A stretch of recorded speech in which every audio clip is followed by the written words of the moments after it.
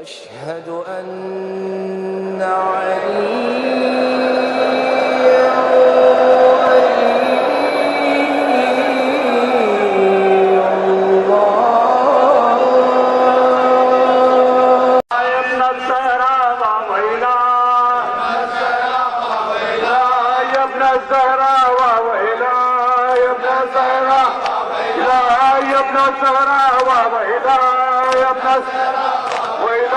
يا ابن الزهراء وإلهي مرحبا لا وإله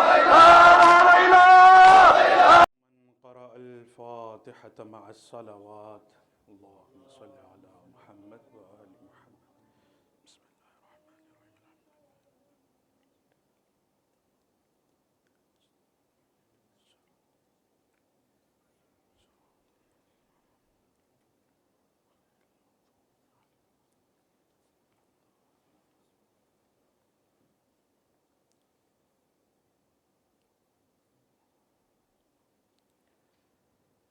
لا حول ولا قوة إلا بالله العلي العظيم أعوذ بالله السميع العليم من الشيطان اللعين الرجيم بسم الله الرحمن الرحيم الحمد لله رب العالمين والصلاة والسلام على سيد الأنبياء والمرسلين خاتم النبيين رحمة للعالمين أبي القاسم محمد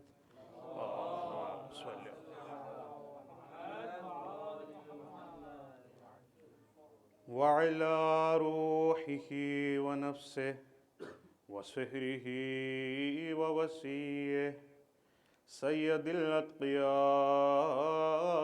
والأسفياء مولى الموالي إمام المتقين علي بن أبي طالب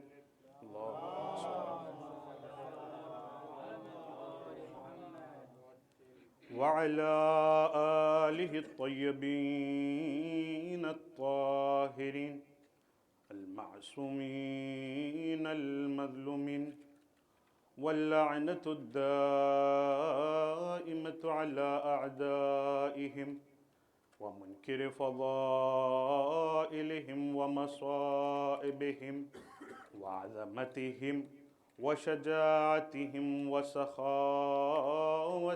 وكرامتهم أجمعين من ليلنا هذا إلى قيام يوم الدين وبعد يوم الدين أما بعد فقد قال الله تبارك وتعالى في كتابه الكريم بسم الله الرحمن الرحيم قل إن كنتم تحبون الله فاتبعوني يحببكم الله ويغفر لكم ذنوبكم والله غفور رحيم صدق الله العلي العظيم صلوات پڑھیں محمد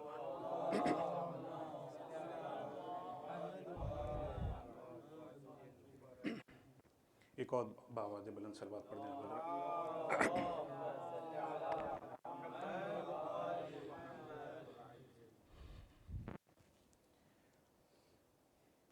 عزیزان گرامی،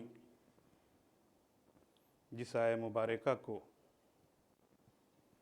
آپ حضرات کے سامنے پیش کیا ہے اس کا تعلق سورہ آل عمران سے ہے، اور یہ وہ آیت ہے کہ جس میں خداوند عالم اپنے بندوں کو قیامت تک کے لیے ایک میزان، ایک ملاک، ایک معیار عطا کر رہا ہے۔ کس بات کا معیار ہے؟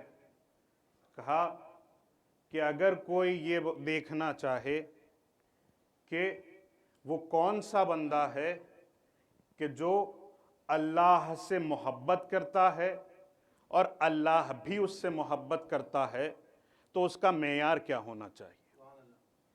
یعنی وہ شرط کیا ہے کہ جو اس بات کو بتائے کہ کون بندہ ہے جو محب پروردگار ہے، اور بس یہی نہیں ہے بلکہ بدلے میں اللہ بھی اس سے محبت کر رہا ہے، اس کا معیار کیا ہے؟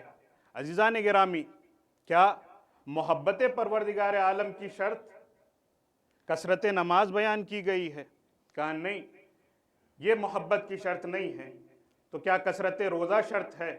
بڑی توجہ۔ کہا یہ بھی شرط نہیں ہے۔ تو کیا مسجدیں بنوانا شرط ہے؟ تو کہا کہ یہ بھی شرط نہیں ہے۔ تو کیا اچھا عالم ہونا شرط ہے؟ کہا یہ بھی شرط نہیں ہے۔ تو کیا کرتا پیجامہ پہن لینا شرط ہے؟ تو کہا یہ بھی شرط نہیں ہے۔ اسلامی لباس کا زیب تن کر دینا یہ بھی شرط ہے؟ یہ بھی شرط نہیں ہے، بلکہ یہ بھی شرط نہیں ہے کہ انسان کے پیشانی پہ سجدوں کے نشان آ جائیں، سجدے اتنے کرتا رہے کہ پیشانی پر گٹھے بن جائیں۔ کہا یہ بھی محبت پروردگار عالم کی شرط نہیں ہے۔ تو کہا شرط کیا ہے؟ اے پروردگار، کون سا ایسا بندہ ہے کہ جو تجھ سے محبت کرتا ہو اور تو اس سے محبت کرتا ہو؟ وہ ملاک ہمیں بتا دے، وہ معیار ہمیں بتا دے۔ تو پروردگار عالم نے اس شرط کو بیان کرتے ہوئے، اس ملاک کو بیان کرتے ہوئے، اس معیار کو بیان کرتے ہوئے فرمایا کہ دیکھو، اگر یہ دیکھنا چاہتے ہو تو یہ نہ دیکھو کہ وہ کتنا سخاوت کر رہا ہے یا نہیں کر رہا ہے، کتنی نمازیں پڑھ رہا ہے یا نہیں پڑھ رہا ہے، یہ تمام اعمال اپنی جگہ ہے۔ شرط دیکھنا ہے جو بنیادی شرط ہے، اعمال خیر ہے اپنی جگہ ہے، لیکن بنیادی شرط یہ ہے کہ محب پروردگار وہی ہوگا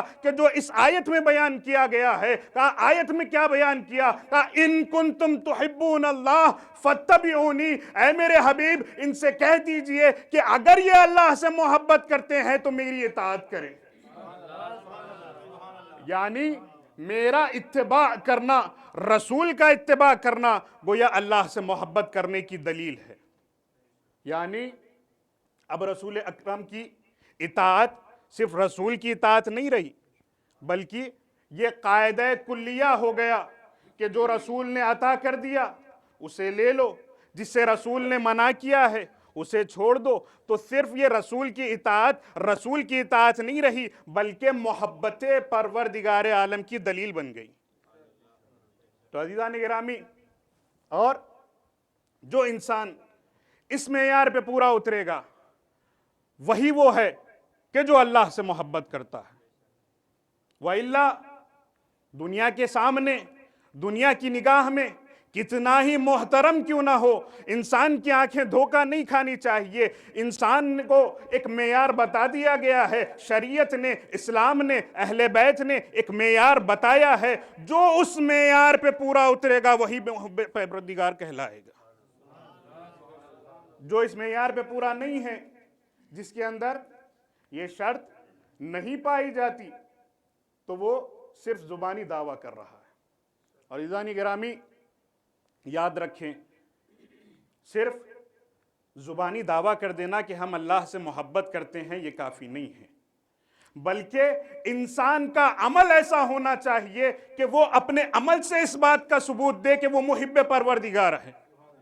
کیوں؟ کیونکہ ہم نے تاریخ میں دیکھا ہے، جب بھی اسلام کو، عزیزان گرامی بڑی توجہ، تاریخ میں کیا دیکھا؟ جب بھی اسلام کو یا رسول اسلام کو کسی بھی شے کی ضرورت پڑی ہے تو خدیجہ نے اپنا سارا مال رسول اسلام کے آگے قربان کر دیا، ان کے قدموں پر اپنی ساری دولت نچھاور کر دی، اور یہی ثبوت دیا کہ یا رسول اللہ میں آپ کی مطیع ہوں اور اللہ سے محبت کرنے والی ہوں۔ اور یہی نہیں بلکہ جناب ابو طالب نے جب بھی رسول اسلام کو یا اسلام کو تحفظ کی ضرورت ہو، اشرار سے تحفظ کی ضرورت ہو، تو رسول اسلام کے تحفظ کے لیے ابو طالب ہے جو ڈھارس بن کے کھڑے ہوئے۔ یہ اطاعت ہے، یہ محبت ہے عزیزان گرامی۔ اور صرف ابو طالب نہیں، صرف خدیجہ نہیں، بلکہ انہوں نے نہ اپنے مال کی فکر کی ہے، نہ اپنے جان کی فکر کی ہے، نہ اولاد کی فکر کی ہے، سب رسول اسلام کے لیے قربان کیا ہے۔ اور صرف قربان نہیں کیا بلکہ اپنے اولاد کی تربیت اس طریقے سے کی ہے عزیزان گرامی کہ اب علی صرف علی نہیں رہے، ابو طالب کے بیٹے علی نہیں رہے، بلکہ مستقبل میں یہی علی چل کر اب نفس علی صرف نفس علی نہیں رہا بلکہ نفس رسول بن گیا۔ اور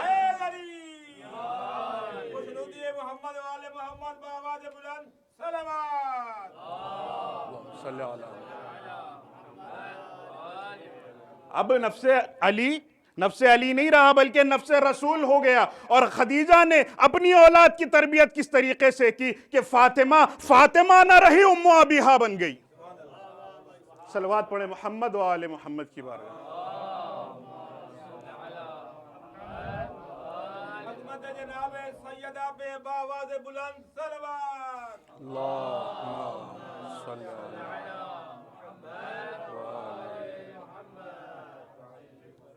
تو عزیزان گرامی، آپ میری طرف توجہ دیں کہ یہ اندھیرے ذکر علی کی روشنی کو روک نہیں سکتے۔ ایک اور صلوات پڑھیں محمد۔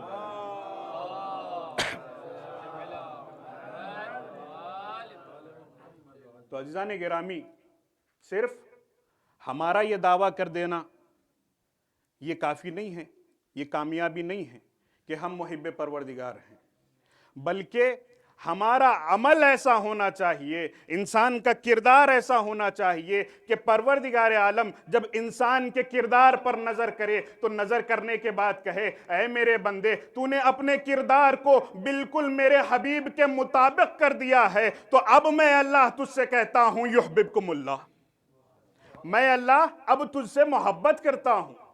اور جو انسان ایسا ہے کہ جس سے اللہ محبت کرتا ہے تو بدلہ کیا ہے؟ کا بدلہ یہ ہے کہ جب اللہ محبت کرنے پہ آتا ہے تو اس کا سب سے ادنا تحفہ یہ ہوتا ہے یغفر لکم ذنوبکم، کہ تمہارے تمام کے تمام گناہوں کو اللہ معاف کر دیتا ہے۔ کیوں؟ وہ بڑا بخشنے والا ہے۔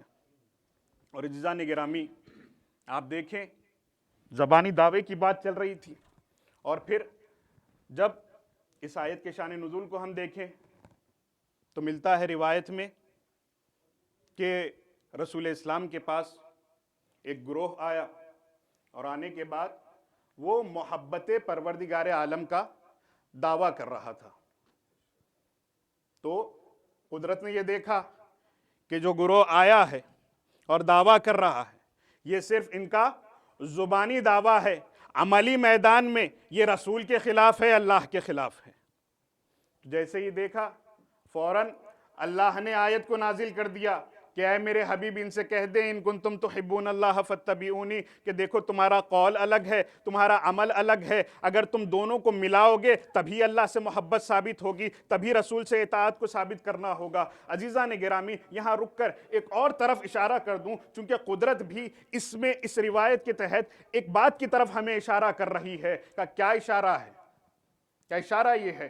بڑی توجہ عزیزان گرامی، اشارہ قدرت کیا کر رہی ہے کہ دیکھو تمہارے قول میں اور تمہارے فعل میں کبھی اختلاف نہیں ہونا چاہیے، یعنی تمہارا قول تمہارے فعل کے متضاد نہیں ہونا چاہیے، جو دعویٰ ہو وہی عمل ہونا چاہیے۔ اور اسی لیے قدرت نے علامت مومن میں سے قرار دیا کہ دیکھو یہ دیکھنا چاہتے ہو کہ کون مومن ہے تو یہ نہ دیکھو کس طریقے سے عبادت خانوں میں جا رہا ہے، کس طریقے سے صدقہ و خیرات کر رہا ہے، یہ تو کوئی بھی کر دے گا، بلکہ اگر مومن کی علامت کو دیکھنا ہو تو یہ دیکھنا کہ کہیں اس کے قول و فعل میں تضاد تو نہیں پایا جا رہا۔ اگر قول و فعل میں تضاد پایا جائے، اختلاف پایا جائے تو کچھ بھی ہو سکتا ہے، مومن نہیں ہو سکتا۔ اور اگر آپ کی توجہ میرے ساتھ ہے تو یہاں سے چند جملے عزیزان گرامی، تو سب ہو سکتا ہے، مومن نہیں ہو سکتا۔ میں کہوں گا پروردگار اس چیز کو تو نے علامت مومن میں سے قرار کیوں دیا؟ اور بھی بہت سی چیزیں تھی۔ تو جب نہیں آواز قدرت آئے کہ اے نادان، کیا تو نہیں جانتا کہ تو مومن تو ضرور ہے، لیکن ہم نے اس کو علامت مومن میں سے اس لیے قرار دیا ہے کیونکہ ہم امیر المومنین کی سیرت پر نظر کرتے ہیں، اور امیر المومنین کی جب سیرت پہ نظر کی تو کہا کہ دیکھو کہیں تمہیں قول و فعل میں اختلاف نظر نہیں آئے گا، قول و فعل میں کوئی تضاد نظر نہیں آئے گا، وہ علی ابن ابی طالب ہے، جو قول ہوگا وہی فعل ہوگا۔ یعنی اس کی مثال کہا اسلام کی سب سے پہلی دعوت جسے دعوت ذو العشیرہ کہا گیا، تو جب رسول اسلام نے اپنے اقربا کو جمع کیا، سب قرابت داروں کو، رشتہ داروں کو جمع کر لیا، جمع کرنے کے بعد کیا کہا کہ دیکھو میں تمہارے لیے نبی بن کر آیا ہوں، رسول ہوں اللہ کی طرف سے، اور اسلام کو پھیلانے کا کام کرنے والا ہوں، تو تم میں سے کون وہ ہے جو اسلام کی تبلیغ میں، اسلام کو آگے بڑھانے میں میرا ساتھ دے گا؟ تو آپ یقین سے بتائیں کہ کوئی ہے کہ جس نے رسول کی مدد کے لیے ہاتھ اٹھایا؟ کہا کوئی نہیں۔ تاریخ میں ملتا ہے کہ صرف ایک کمسن لڑکا ہے کہ جس کی عمر تاریخ نے 10 سال بتائی ہے، وہ کون ہے؟ وہ علی ابن ابی طالب ہے۔ ہاتھوں کو بلند کیا، کہا انا اعذرک یا رسول اللہ، میں آپ کا نائب بنوں گا یا رسول اللہ، تبلیغ دین میں میں آپ کی خدمت کروں گا یا رسول اللہ، اسلام کو پھیلانے میں میں آپ کی مدد کروں گا۔ اور بس دعویٰ نہیں کیا عزیزان گرامی، تاریخ گواہ ہے رسول اسلام کی شہادت تک علی مرتضیٰ نے کوئی ایسا میدان نہیں ہے جس میں رسول اسلام کو تنہا چھوڑ دیا ہو۔ یعنی ہر میدان میں علی مرتضیٰ کھڑے رہے رسول اکرم کے ساتھ، ہر میدان میں رسول کے مطیع و فرما بردار رہے۔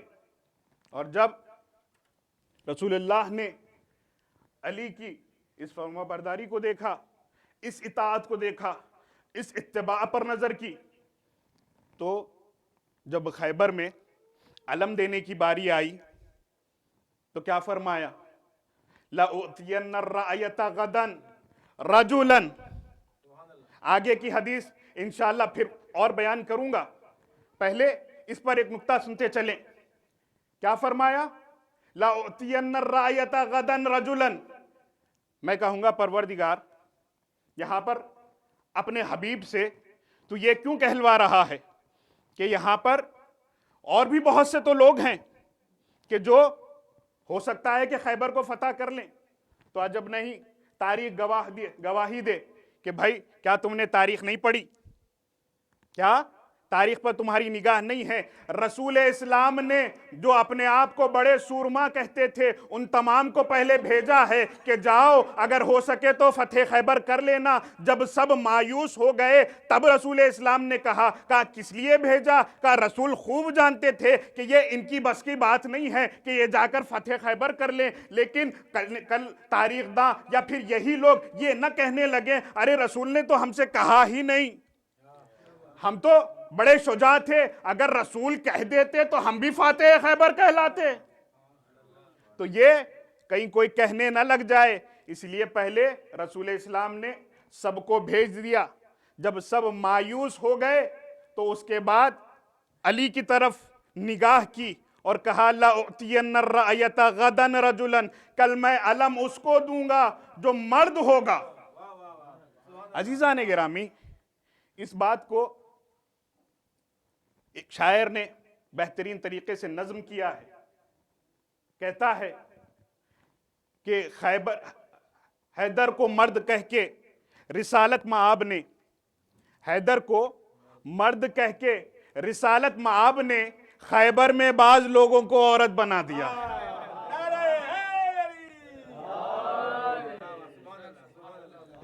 اور یہیں پر رسول اسلام نے حدیث کو نہیں روکا، بلکہ کیا فرمایا آگے کہ ہماری بات کہاں سے چلی تھی؟ جو بندہ خود بھی پروردگار عالم سے محبت کرتا ہو اور اللہ بھی اس سے محبت کرتا ہو۔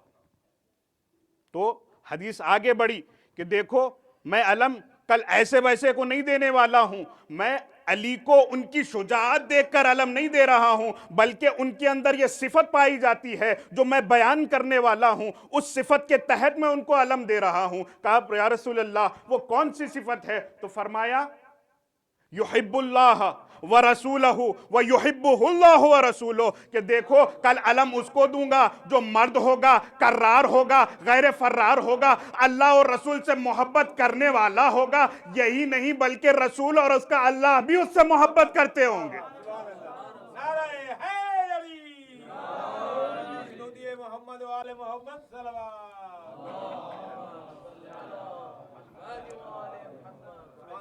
तो अजीज़ान गिरामी, तो अली को आलम मिला तो बात चली थी कि इंसान के कौल व फ़ेल में कोई तज़ाद नहीं पाया जाना चाहिए। और अजीज़ान गिरामी, अगर हम गौर करें तो अगर हम किसी से मोहब्बत करते हैं तो मोहब्बत का तकाजा ये है, कम से कम मोहब्बत का दर्जा ये होना चाहिए कि जिससे मोहब्बत की जा रही है उसकी नाफरमानी ना हो।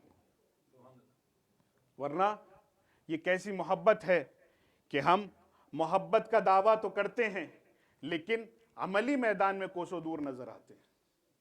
इसीलिए जब मौला मुत्तकियान से पूछा गया, मौला ये बताएं कि वाजिब क्या है और वाजिब तर क्या है, तो इमाम ने क्या फरमाया?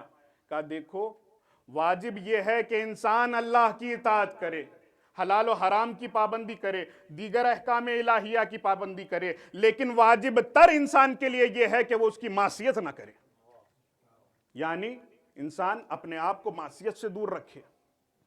और अजीज़ान गिरामी, इंसान मासियत का शिकार कब होता है, गुनाहों का मुर्तकिब कब होता है?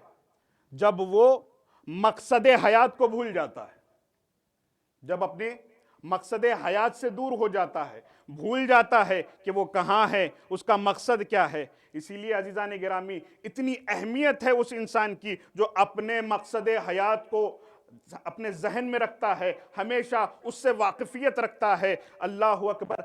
अइम्मा ने, मासूमीन ने उस इंसान के लिए जो अपने हयात के मकसद को जानता है उसके लिए अपनी दुआ की है, अपनी दुआ में उसको शामिल किया है। फरमाया क्या? रहिमल्लाहु अब्दन मन अलिमा मिन ऐन फी ऐन व इला ऐन।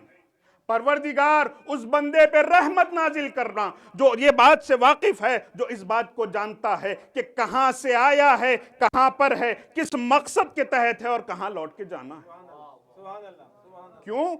कि जब अल्लाह की बारगाह में हाजिरी होगी तो आवाज़ कुदरत आएगी। अजीज़ान गिरामी, वलक़द जिअतुमूना फुरादा कमा खलक़नाकुम अव्वल मर्रा। ऐ मेरे बंदे, तुम दोबारा बित्तहक़ीक़ हमारी बारगाह में बिल्कुल उसी तरीके से आ गए हो जिस तरीके से हमने तुम्हारी पहली मर्तबा खल्क़ किया था तुम्हें।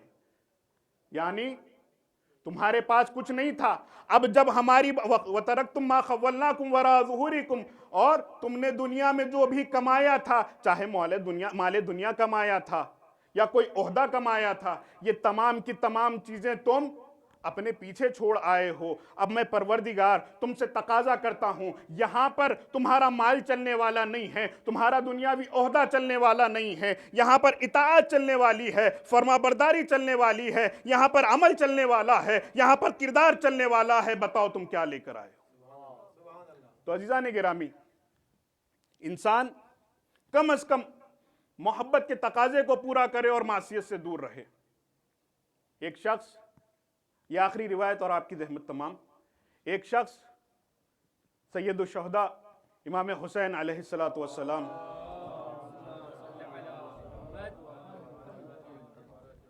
की बारगाह में आया और आने के बाद अर्ज की, अब्न रसूलिल्लाह, मैं एक खताकार हूँ, एक गुनाहगार हूँ, और जब भी मैं तौबा करना चाहता हूँ, ये मेरा नफ्स है कि जो फिर मुझे गुनाहों की वादी में खींच लेता है।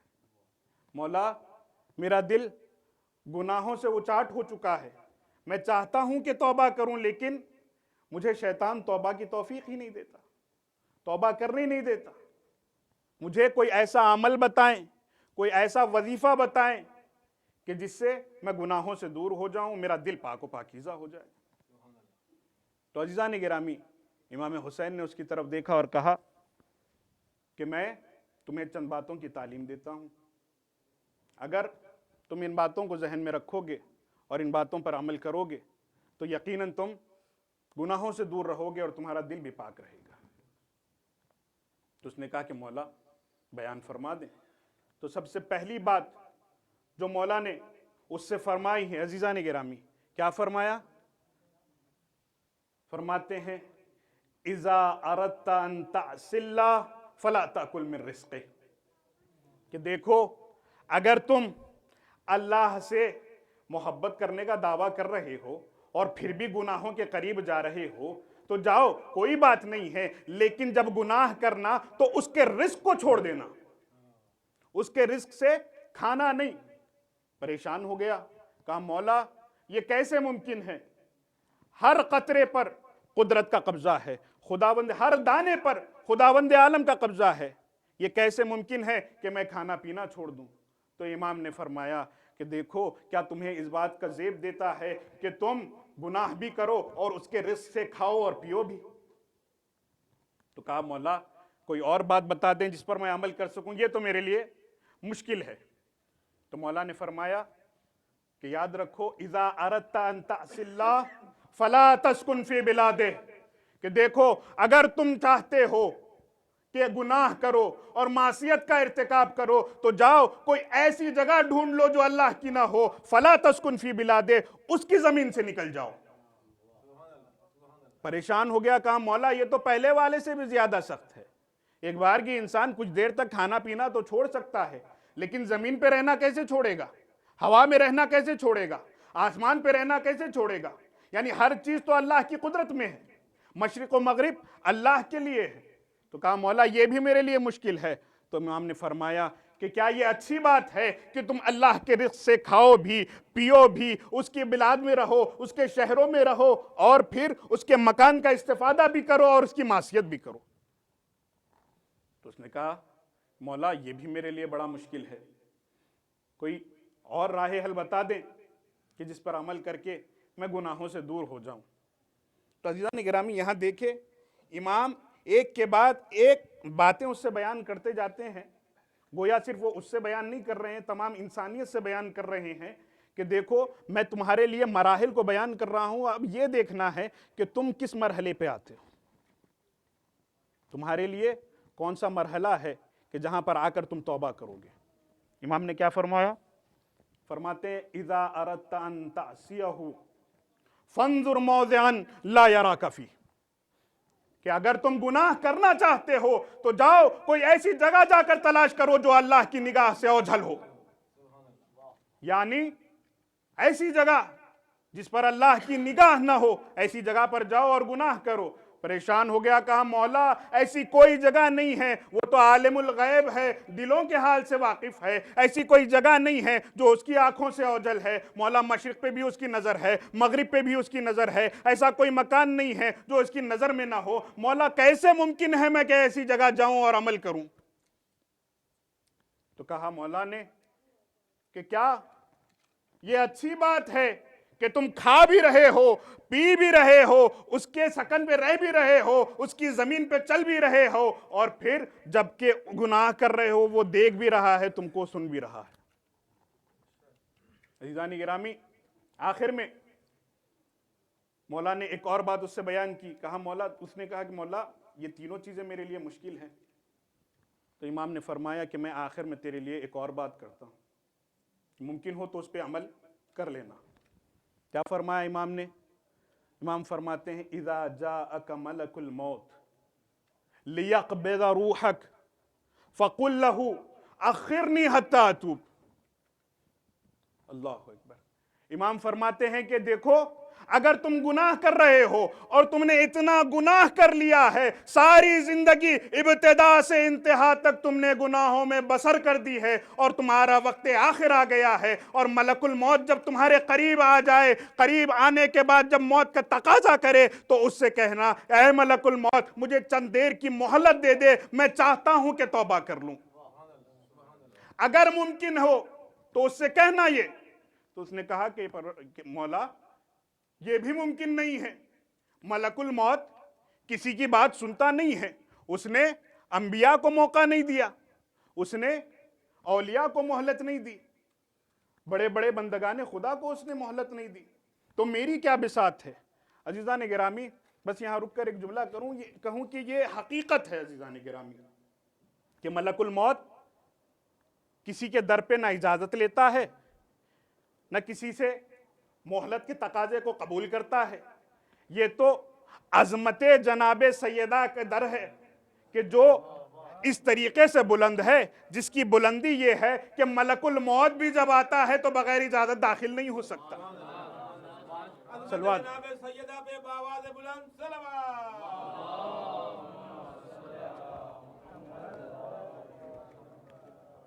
تو جب ملک الموت بھی آتا ہے عزیزان گرامی تو بغیر اجازت سیدہ کے در پہ داخل نہیں ہو سکتا. بس عزیزان گرامی، میں نے زحمتوں کو تمام کیا. آپ کی اطاعت کی بات چلی تھی، محبت کی بات چلی تھی، اور محبت کا تقاضا یہ تھا کہ اس کی اطاعت کی جائے. اور آئیں دیکھیں کہ کس طریقے سے میدان کربلا میں کربلا والوں نے درس دیا ہے. یہ بارہا آپ نے سنا ہوگا کہ کربلا صرف قتل گاہ نہیں ہے بلکہ کربلا درسگاہ ہے. ہر شے کا درس کربلا سے ہمیں ملتا ہے. چاہے اطاعت کا درس ہو وہ کربلا سے ملے گا، شجاعت کا درس ہو کربلا سے ملے گا، صبر کا درس ہو کربلا سے ملے گا. اللہ اللہ، اطاعت کی اس بلندی پہ اپنے آپ کو حسین نے فائز کر دیا کہ راضیتم مرضیہ کی منزل پہ فائز ہو گئے. اللہ اکبر.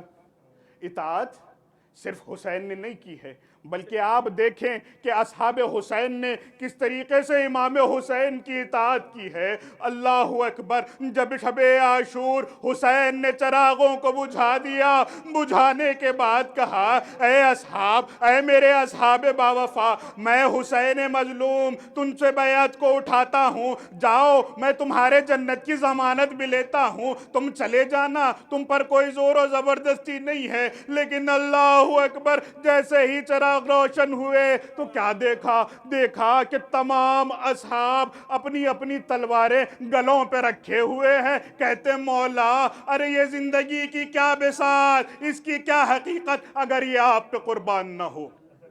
جزاکم ربکم. اللہ اکبر. یقیناً آپ اربعین حسینی منانے کے لیے آئے ہیں. بڑے خوش نصیب ہیں کہ خدا نے ہمیں یہ شرف دیا ہے کہ ہم کربلا جائیں گے، نجف سے کربلا تک کا سفر کریں گے. یقیناً آپ تصور کریں کتنا کھانا دیا جا رہا ہے، کتنا پانی دیا جا رہا ہے. اس بات کا احساس کیا جا رہا ہے کہ کہیں کوئی زائر بھوکا نہ رہنے پائے، کہیں کوئی زائر پیاسا نہ رہنے پائے. کہا کیوں؟ اس لیے کہ حسین کی تمنا تھی نا، ارے میرے زائر کی خدمت کرنا، اسے کھانا دینا، اسے پانی پلانا، اسے مہمان رکھنا. میں کہوں گا مولا ہم زائروں کا اتنا خیال ہے، لیکن اللہ اکبر، روز عاشور 3 دن کا بھوکا پیاسا.